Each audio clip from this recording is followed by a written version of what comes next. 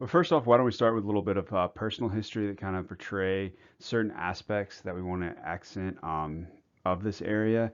Our first person is William Byrd II. You might recognize the name from the high school and the middle school in Roanoke County.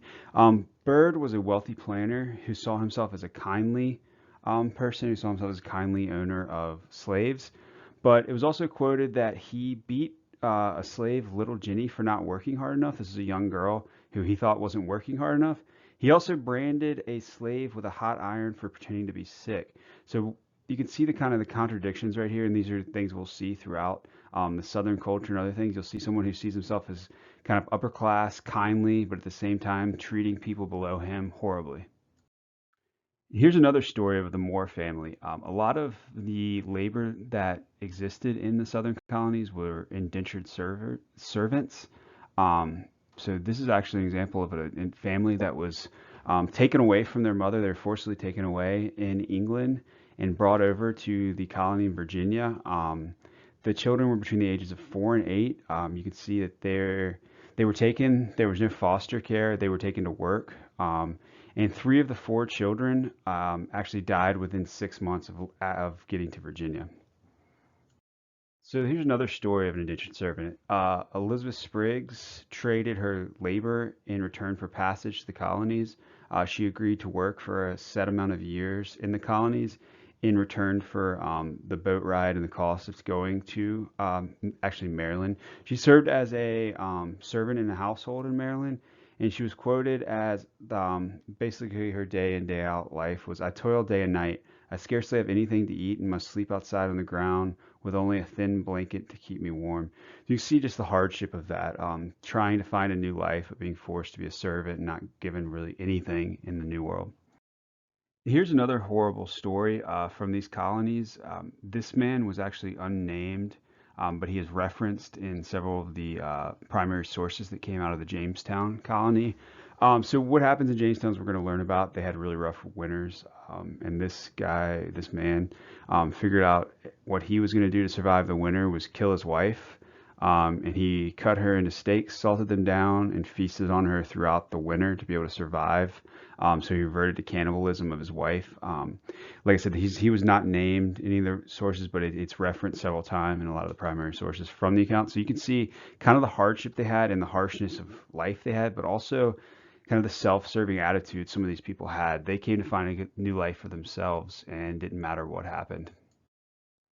So a way of describing a lot of the people who came to the southern colonies were that they were a lot of times greedy and self-serving.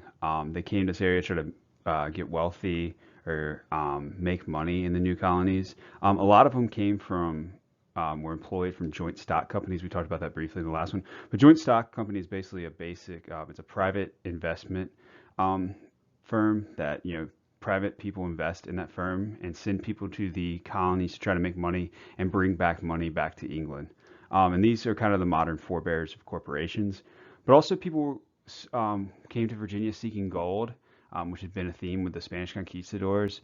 Then you have the Cavaliers. William Byrd himself was a Cavalier. These are wealthy planters who made their wealth planting crops in Virginia and lived off slave labor. And there were subsistence farmers. These are the poorer farmers who are basically farming to sustain their life. These tend to live in the western part of these colonies, in more of the mountains, the area we live. These farmers kind of lived off what they were able to make. They didn't have cash crops like the Cavaliers did. And then finally, there were the indentured servants. These are people who had sold off their labor in order to get across the Atlantic, as we heard about with Elizabeth Spriggs.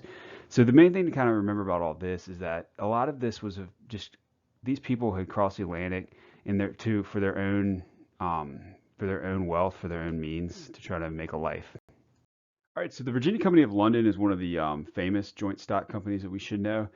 So what happened is in England, they had fallen behind a little bit in colonial expeditions, behind the Spanish and the French in particular, their main rivals in Europe. And so the King of England, King James, began to seek private investment in these joint stock companies. So in 1606, the Virginia Company of London was formed from a royal charter from King James I. And the goal of this company was to make money in these colonies, to bring money back to England. And this was actually Jamestown, the first English colony, was founded in 1607 by the Virginia Company of London. They set up their colony on the James River near the Chesapeake Bay. So Jamestown was formed by the Virginia Company of London. This is a depiction here of Jamestown. Like I said, it is on the James River at the mouth of the Chesapeake Bay. And it was the first permanent settlement in English colonies. They had smaller colonies before, but no one had lived full time. This is people are here year round to make a new life. And if you look, you also notice it's 1607. So remember Columbus sailed across the Atlantic in 1492, so it's over 100 years later before the English have set up a permanent colony. But Jamestown would take a long time to get going. It was a rough life, and we'll learn more about that. So the people coming to Jamestown imagine that the new world, that Virginia itself would be a paradise. Here's a depiction of it. You can see there's plenty of game to go around. People are fishing, they're catching birds, there's deer to be had, there's a guy with a hawk, there's all kinds of things everywhere. It's the land of plenty. Everyone believed that they were coming here, there'd be plenty of food, plenty to live off of. But what they would quickly find out is they were wrong. And so just here's a further depiction of what people would have imagined when they were coming over. Would imagine that the crops would grow easily, that they would have their own land, that everything would flourish. And eventually it would, but it actually took a lot of hard times, a lot of hard winters before the English colony at Jamestown would begin to flourish. So it wasn't just trying to catch game and have animals catch fish, have crops to grow. These people were also seeking gold. They believed that there was gold. There had been reports that there had been gold in the Virginia colony in this area of the Americas. And so they had come to this area to try to find gold, similar to the conquistadors in Central and South America. There was a gold craze in Europe, so people came here to try to make their wealth, to try to find gold. But the Jamestown colony would fall on a lot of hardships. Where they settled was actually kind of a marshland. Things did not grow easily. Weren't able to grow crops year round. That meant that usually that they didn't have enough food to store over the winter. In 1608, 50% of the people who came had died by the end of the year. And in 1609, 400 additional colonists came. Only 65 were alive by 1610. The life expectancy after arrival was only 10 years. A lot of this had to do with the harsh conditions. Also, being on a marsh, there were a lot of mosquitoes. We'll talk a little bit more about that. But it was also the group of people they sent over here, the people who wanted to come to Virginia. Usually, if you're leaving your homeland to come all the way across the ocean to set up a colony, you're kind of a mixed bag of people. Historian Edmund Morgan described the Jamestown venture as the Virginia Company had sent the idle to teach the idle, and they had sent, as it turned out, a quarrelsome band of gentlemen and servants to bring freedom to the free. It was a formula for disaster. So basically what he's saying there, these are kind of a rough group of people. These people have come to find their own wealth, to make their own way in the New World, and they've set up a colony where they're having these really horrible times. So that's kind of a recipe for disaster.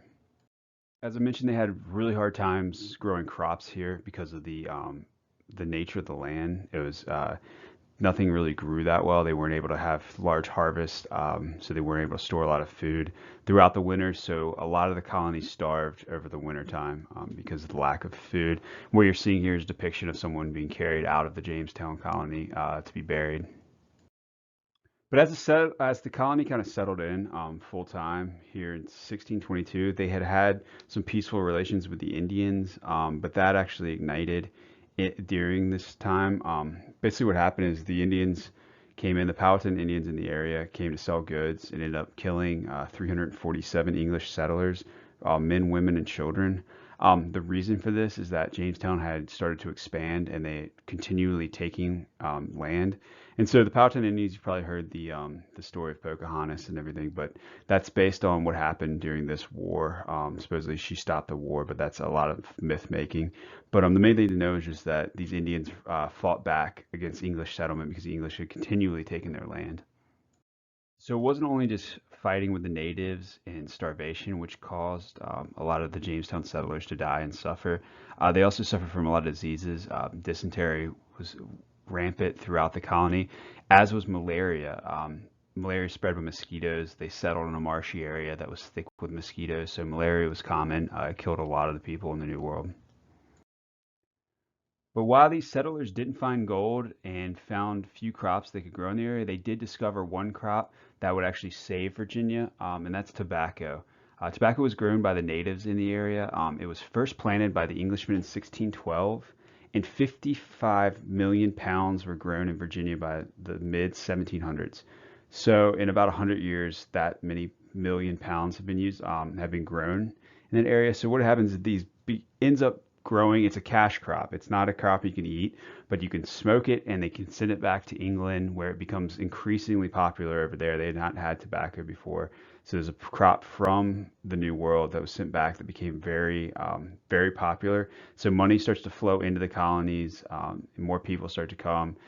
And what happens is big planters start growing these plantations that grow tobacco. And also, tobacco was also used as a currency. It was that important to these people. So these tobacco crops and tobacco farms tended to um, congregate and consolidate into the hands of wealthy lords and nobles, such as William Byrd and the Cavaliers. And so what they did, they owned all of the land and they would sell it, and they would end up hiring desperate laborers or poor farmers, a lot of times indentured servants, and they would also turn to slaves. The slave trade will begin here shortly after the settlement, after these crops begin to grow. They notice that they don't have to pay for anybody to come. They could just buy humans from Africa. So men were also the ones who tended to cross the Atlantic and come to these colonies to seek their glory in looking for gold and trying to create wealth. So men outnumbered women 6 to 1 during the founding of Jamestown.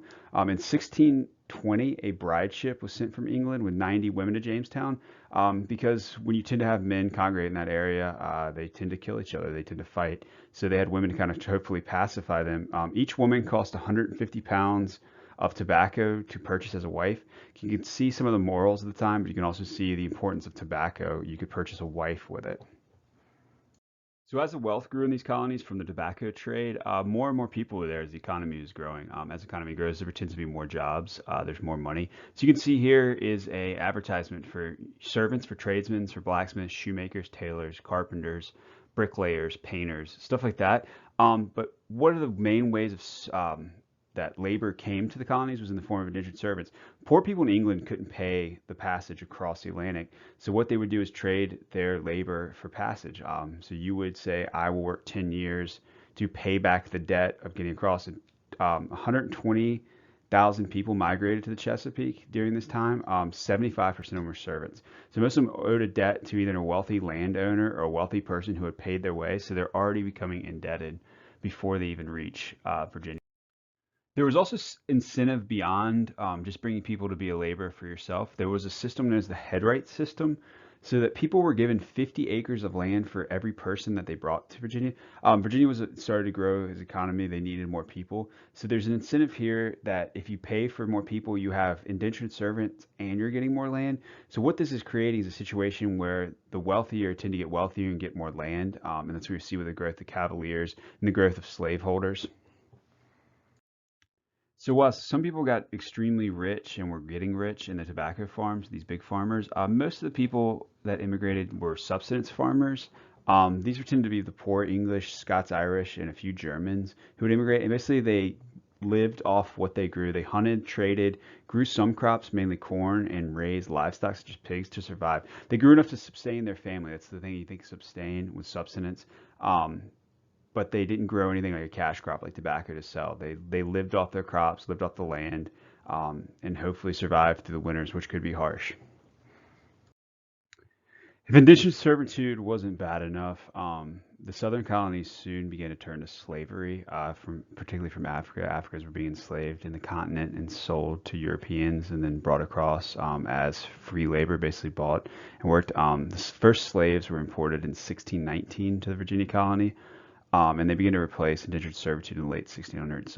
Why pay for someone's passage when you could just pay for a person? Is the way these people looked. Money was the only thing they mattered about. Morality did not matter to them as far as for the poor people, and particularly in slaves.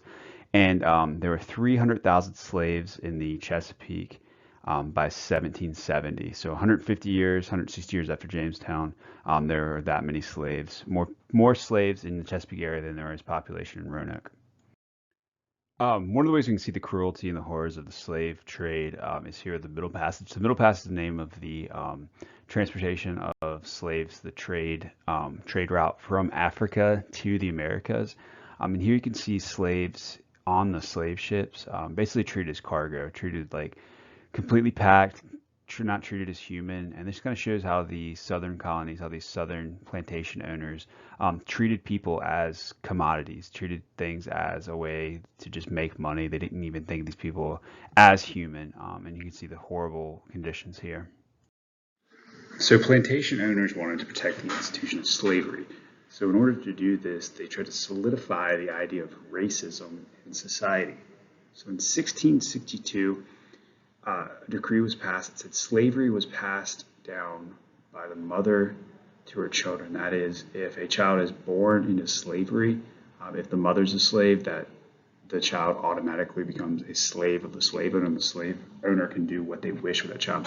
In 1723, former slaves and free African Americans who owned land lost the right to vote simply for being an African American, for being a former slave, something like that. So the noble class in Virginia were known as Cavaliers. These were wealthy nobles who were given land grants from the monarchy. The King of England gave them a certain amount of land, and as we said, they got more land as they brought in indentured servants. So they established large plantations that grew tobacco, and they relied on servants and slave labor to build their wealth as their labor on these farms. And the wealthiest 10% owned half the land. So half the land in the colony of Virginia was owned by the wealthiest 10% of the people. So here's kind of a good representation of the agrarian wealth-based society. At the top, you have that small landowning group of cavaliers, of planters and plantation owners. Below them, you have subsistence farmers, those farmers who tend to be poor, who came to the New World, who are able to live on their own, not on a large plantation, but basically live on the crops they build, on the hunting they do, and on the livestock they have. Then you have the indentured servant class. These people who would eventually be freed, but are basically almost treated like slaves for a set amount of years, usually about 10 years, until they can work off their debt from coming across from the passage across the Atlantic. And then you have slaves. And the slaves are not free at all. They are completely seen as property, completely owned by the masters, those plantation owners who can do whatever they wish with them. So in the South, based on this land ownership, social status began based on a family name and on loaning land. The wealthier people tend to own the most land, the most slaves, have the most wealth. So Martha Washington was a widow at age 26, and she married George Washington. So she owned 365 slaves and 17,500 acres that would pass on to him. So a lot of things we saw, like with some of the other stuff, we've seen how marriage was more contractual buying. This is a big thing in the South as well. People try to combine families to create large land ownership. So life in the South kind of grew out of these institutions, out of large plantations and out of subsistence farming. So there was really no middle class of merchants or craftsmen. There was little to no education, few towns or cities. Farms tend to be isolated in areas. So if someone would live on a little plot of land, either grow crops for themselves or their families, or have a big cash crop like tobacco, and they valued free enterprise and private ownership. They valued their freedom pretty much overall. They wanted to be left alone on their farms to live the life they wanted to live. So these wealthy landowning cavaliers actually maintained a very close relationship with the Church of England and with Britain. Unlike the Puritans in New England, they hadn't left England escaping religious persecution. They had been wealthy and been given land grants in the colony to make money for Great Britain, to send back, and to also make their own wealth. So they maintained a close relationship with them. So there actually began to be kind of a divide in the regional area and basically how people lived. In the eastern part, in the coastal plain, there tended to be land where it could be big plantations, and you ended up getting wealthy planters there who owned a lot of land, as you can see there depicted, with their highfalutin playing the fiddle with their slave. And then you had in the west, in the area where we live, in the mountains, you couldn't have large plantations. The land isn't advantageous for that. Also, it tends to be more rugged, so you had more subsistence farmers, and kind of a culture of Appalachia grew out of that in a lot of these areas. Again, farming was really important, as you see here, typically, particularly cash crops.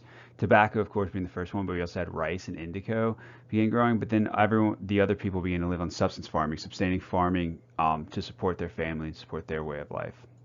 So the Virginia colony actually had the first representative assembly in the new American colonies. In 1619. The House of Burgesses was established in the Jamestown colony, and it was the first elected assembly, basically created a general assembly of elected people to represent, to pass laws, to represent the people. So it was somewhat democratic, but this House of Burgesses tended to be dominated by the wealthy landowners and those plantation owners.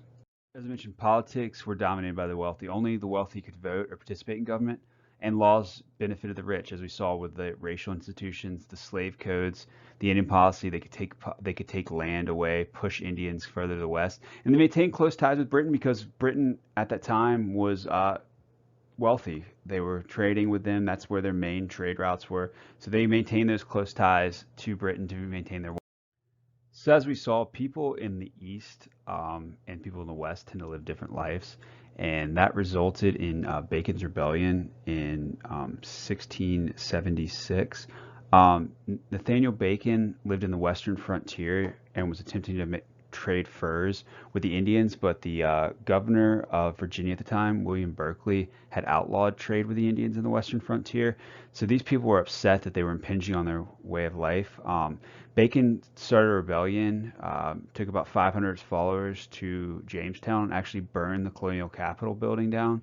And that's what you see a depiction here. They attacked Jamestown.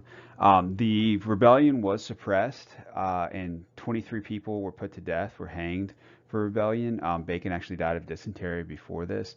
But what this shows is there was conflict between what the rich Eastern plantation owners, farmers, those who ran the government, and those people living in the frontier, those subsistence farmers. They had different ideas, different things that came to a head.